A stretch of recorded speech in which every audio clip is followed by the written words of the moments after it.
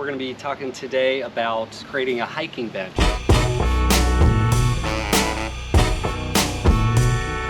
It's one of the main things that I can't practice on when I'm home training, right? I can't afford a $200–300 hiking bench and or coaches or a facility that would be able to supply that, right? So we're going to make our own today. 2x6x8s, you need 2 of those, 1.5-inch screws. If you do get the brackets, just to give it a little bit of durability and stability. They have deck screws because these are great. These won't rust, corrode, break down on you.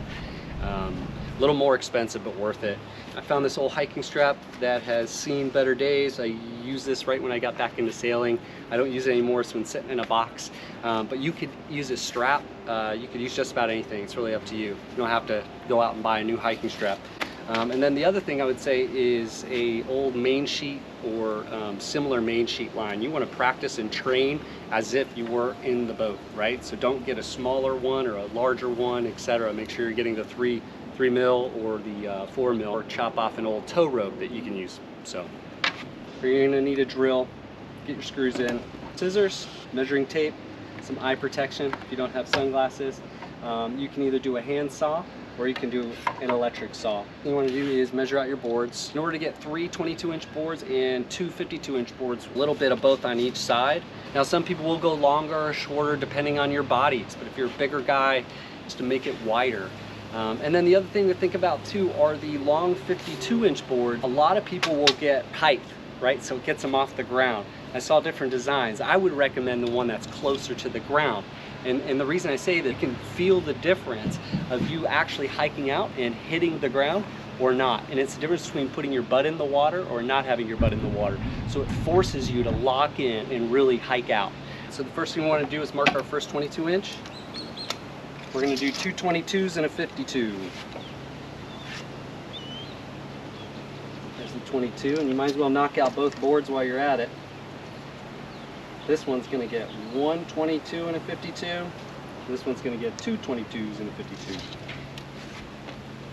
Alright, comes out about there. And then your 52 should come exactly to the end. So it's an even cut, so that's nice. You don't have to make 2 cuts, and this one you'll have to make 2 cuts as well. So there's 1 22. And here's your 52. Alright, sweet. Now we just want to make our cuts.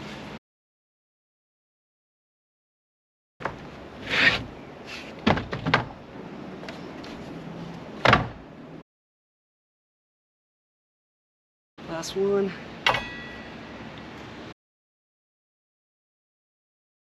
3 22s and 2 52s. I think we have another 22. Now we just really need to assemble it. So let's do that. So put in our stabilizer. It makes our frame.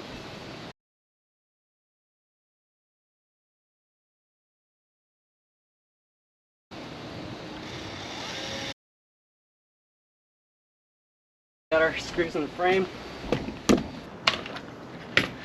Alright, so now we just need to drill a hole for our main sheet rope. Just need a drill bit. It's going to be the size of the rope. That should do it. Just right in the middle. Okay, let's see if that fits. It does. It's great. Slide that through. And then at the end here, if you want, just go ahead and make a figure-8 knot. And that way, if you need to take it out later, you can.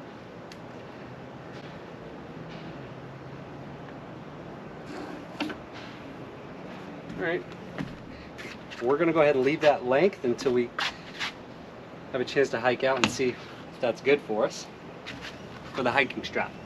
So now that we have everything kind of put together and placed where we like it, where we think it's going to go, I think the best thing to do is kind of work from the front to the back.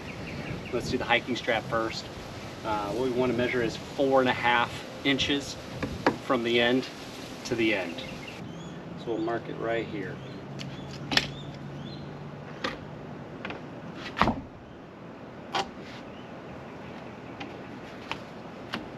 Made it so it's about even Steven on either side, it's about half. And then we're going to make it just super tight. So go ahead and drill this side. And then we have stainless steel screws, so these won't rust. Do the first screw. Sometimes it's nice if you go ahead and drill a pre-hole drill where you've got something to go on. Otherwise, it's kind of tough to get through this fabric. Okay, good. Let's do the other side. Pull it snug.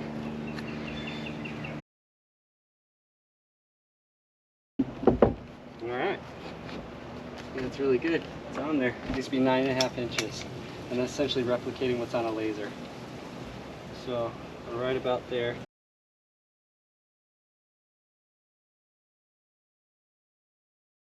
Okay, 9.5.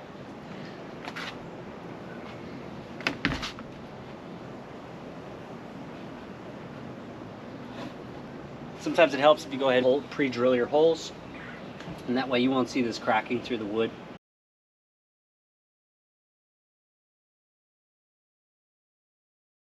Last one.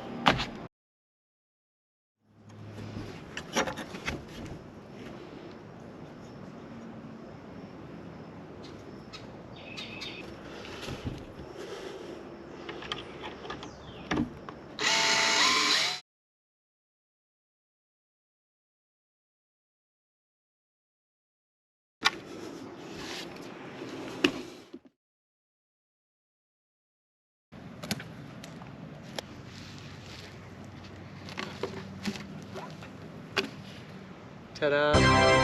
And it's a good cheap solution for you if you're thinking about how you're going to train for regattas, not have to pay so much to do it. The other thing you may want to do is paint it or seal it with some kind of sealer. Depends on where you're going to keep it.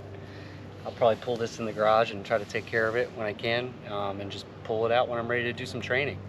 I'm really excited to use it. Let me know if you have any comments or questions below.